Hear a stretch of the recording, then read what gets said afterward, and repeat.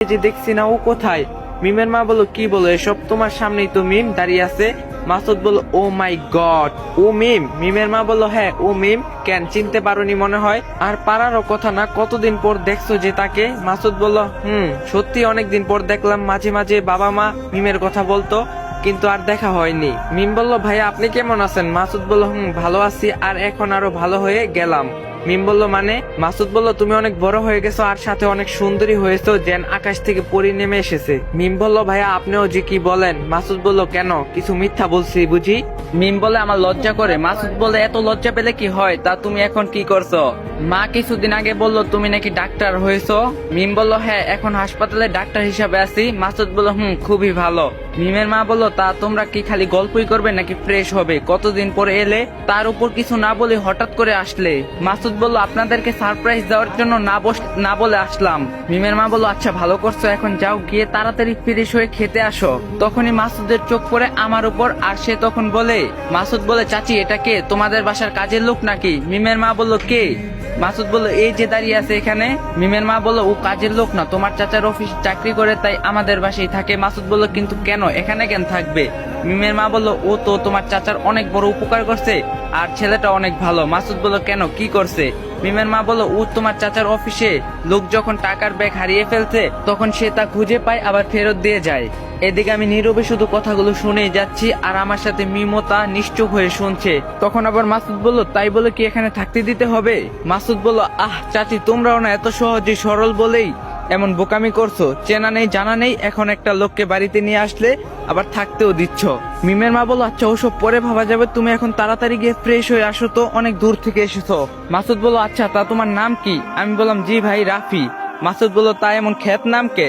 কেমন জানি একটা মেয়েলির নাম। আমি বললাম, আসলে নাম তো আমি রাখিনি। মাসুদ বলল, তাও তো কথা, তা তোমার এখানে কি কাজ? আমি বললাম, আমি তো স্যারের।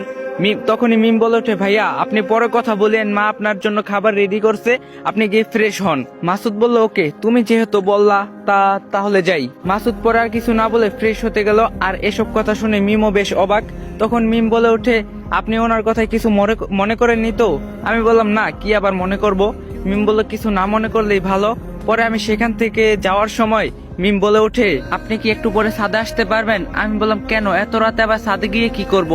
মিম বললে, আসলেই বলবো। আমি বললাম, আচ্ছা ঠিক আছে। পরে আমি উপরে চলে যাওয়ার সময় হঠাৎ মাসুদের সাথে আমার ধাক্কা লাগলো, আর তার হাতে থাকা ফোনটা মাটিতে পড়ে গেল। আর মাসুদ এমন কাজ করলো যা নিচ থেকে মিম দেখো অবাক হয়ে গেল। মাসুদ ঠাস ঠাস করে আমাকে 2টা থাপ্পড় মারলো, তারপর বললো, কি করলি এটা? আমার এত দামি ফোনটা ফেলে দিলি? তখন আমি বললাম, সরি ভাই, দেখতে পারিনি, মাফ করবেন। মাসুদ বলল, চুপ ছোট লোকের বাচ্চা, এত দামি ফোন জীবনে দেখছিস? চোখে দেখিস না? আর কিছু বলার আগেই মিম সেখানে এসে বলে উঠে, ভাই আপনার কি হয়েছে? এত রাগ কেন করছেন? সে কি করছে? মাসুদ বলল, কেন হব না বলো, এত কথা নেই বাত্রা নেই, হঠাৎ করে ধাক্কা খেয়ে এত দামি ফোনটা নিচে ফেলে দিল। মিম বলল, তাই বলো আপনি তার গায়ে হাত তুলবেন? মাসুদ বলল, তা কি করব? মিম বলল, আপনার কিছু করা লাগবে না, আপনি গিয়ে ফ্রেশ হন। তারপর মাসুদ সেখান থেকে চলে গেল। আর রাফিও যখন সেখান থেকে চলে যাবে, তখনই মিম বলে উঠে, মিম বলল, দাঁড়ান, কোথায় যান? রাফি বলল, কোথাও না, রুমে যাই। মিম বলল, আপনার গালে তো দাগ পড়ে গেছে, দাঁড়ান আমি পানি নিয়ে আসছি। রাফি বলল, তার দরকার নেই, আমি ঘুমাতে গেলাম। মিম বলল, আপনার সাথে যে আমার কিছু কথা ছিল। রাফি বলল, এখন শুনতে চাই না, পরে বলিয়েন। মিম বলল, কিন্তু আমার বলাটা যে খুবই দরকার, তাও আবার আজকে। তখন রাফি একটু রাগ হয়ে বলল, বললাম না আজকে শুনতে চাই না। পরে রাফি আর কোনো কিছু না বলে সেখান থেকে চলে গেল। আর মিমও তাকে কিছু বলল না। একটু পরে মাসুদ ফ্রেশ হয়ে আসলো, মিমকে দেখতে পেয়ে তাকে বলল, মিম তুমি এখানে বসে কি করো? মিম বলল, এই তো ভাইয়া একটু বই পড়ি। মাসুদ বলল, আচ্ছা তুমি আমাকে ভাইয়া বলে কেন ডাকো? মিম বলল, কেন আবার, আপনি তো আমার চেয়ে বড় তাই। মাসুদ বলল, না তুমি আমাকে এসব ভাইয়া টাইয়া বলবা না। মিম বলল, তাহলে আপনাকে আমি কি বলে ডাকবো? মাসুদ বলল, তুমি আমার নাম ধরে ডাকবে। মিম বলল, সেটা কি করে হয়, আপনি তো আমার চেয়ে বড়। মাসুদ বলল, বড় হলে কি নাম ধরে ডাকা যায় না? আর আমি তোমার চেয়ে বেশি না, মাত্র 2-3 বছরের বড় হব। এবার থেকে তুমি আমার নাম ধরেই ডাকবে। মিম বলল, আচ্ছা ভেবে দেখবো যে আপনাকে নাম ধরে ডাকা যায় কিনা। মাসুদ তখন ফিস করে বলল, সময় হলে এমনিতেই বুঝবে। মিম বলল, কিছু কি বললেন? মাসুদ বলল, না কিছু বলেনি, দেখি তো তুমি কি বই পড়ছো। মিম বলল, এই যে একটা গল্পের বই। মাসুদ বলল, দাও তো একটু আমাকে, আমিও পড়ি। মিম যেই না মাসুদকে বইটা দিতে যাবে, মাসুদ তখনই মিমের হাতটা ধরে আর ছাড়তে চায় না। মিম বলল, এসব কি করছেন ভাইয়া, হাতটা ছাড়ুন। মাসুদ বলল, ও হ্যাঁ। তারপর মাসুদ মিমের হাতটা ছেড়ে দেয়। পরে মিমকে বলে, তোমার হাতটা না অনেক সুন্দর আর নরম, ইচ্ছা করছে হাতটা না সারি। মিম বলল, আপনি না ভাইয়া এত মজা করেন কি যে আর বলি। মাসুদ বলল, জানো তোমার শরীরটা অনেক সুন্দর দেখতে আর অনেক লোভনীয়। মিম অবাক হয়ে বলে, মানে ভাইয়া? মাসুদ বলল, কিছু না, মানে বলছিলাম এইসব বই কেউ পড়ে? মিম বলল, কেন, আমার অনেক পছন্দ এই হুমায়ুন আহমেদের গল্পের বই। মাসুদ বলল, ও তাই নাকি? মিম বলল, তাহলে এখন আমি যাই, আমার আবার কালকে হাসপাতালে যেতে হবে। মাসুদ বলল, এই শোনো, কাল কি তোমার সময় হবে? মিম বলল, কেন? মাসুদ বলে, তোমাকে নিয়ে একটু ঘুরতে যেতাম। মিম বলল, আচ্ছা কালকে সেটা জানাবো।